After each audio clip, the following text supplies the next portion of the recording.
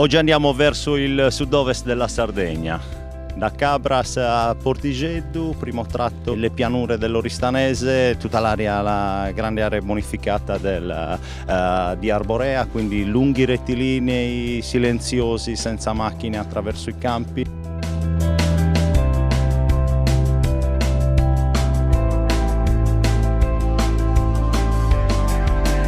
Fino al villaggio di pescatori di Marcedì, villaggio pittoresco di Marcedì sull'omonimo stagno.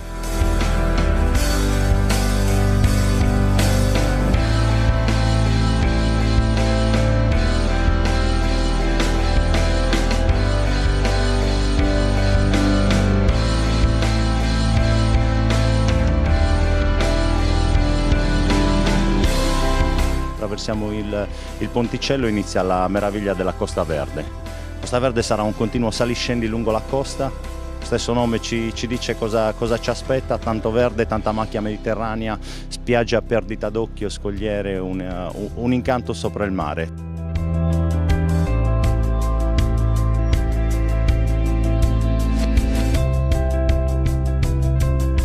Fino ad arrivare alle aree minerarie del sud-ovest della Sardegna, Arbus, Montevecchio, dove ci fermeremo per un meraviglioso picnic e poi proseguiremo fino ad arrivare alla lunga spiaggia di Portigeddu con vista sulla scogliera di Bugerru. Questo è quello che ci aspetta per oggi.